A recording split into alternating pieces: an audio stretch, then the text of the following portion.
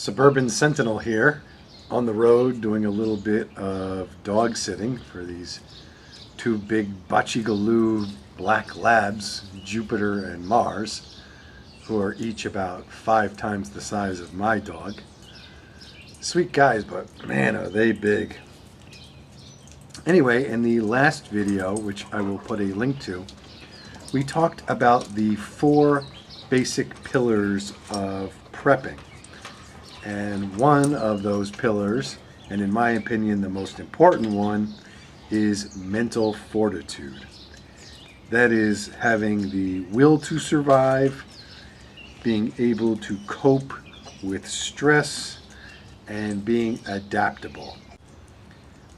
In essence, to a prepper, having mental fortitude is the ability to either solve or mitigate problems under difficult and or stressful circumstances.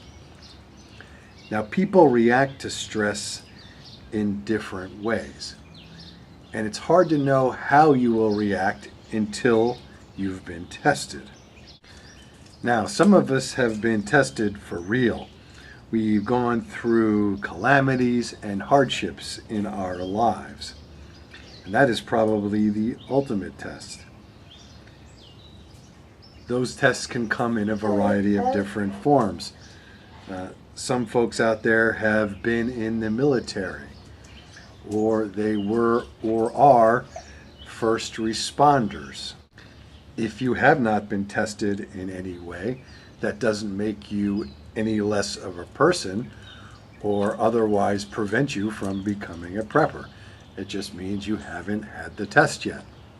If joining the military or becoming a full-time first responder is not really viable, there are other options. First, you can take classes. There are survival-oriented classes out there in abundance. One of the oldest and best-known survival-oriented school around is the Outward Bound program. And I will leave a link to their national office in the comment section below. In the alternative, you might want to volunteer for some type of first responder duties, such as search and rescue. Now, that may require taking some prerequisite classes, but that's okay. We're here to learn. Even if your survival skills, abilities, and mentality have been tested in the past, that certainly doesn't mean that you will never require any refreshers or improvements. You can always become better. How can we do that? By the same way that first responders, police officers, and everybody else does, by taking classes and training. The American Red Cross is an excellent source for low-cost training classes in a variety of subjects such as first aid, disaster preparedness, and I have even taken first aid for pets, that class from the American Red Cross, several times, and I think many of their classes are highly useful. Another strategy for keeping yourself mentally prepared for the unexpected is to go out and do drills and actually use your skills and equipment. Boy, these guys bark is crazy.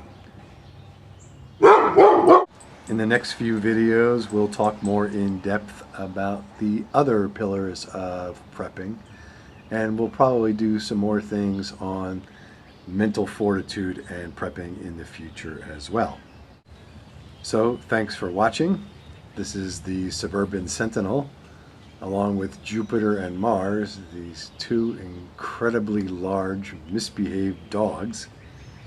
Please thumbs up and subscribe if you like what you see. Questions and enlightening comments are always welcome. Prep and be safe, everybody. Okay. Time for cookies. This is one of your favorite times. Okay, watch the fingers. Watch the fingers. Good boy. Good boy.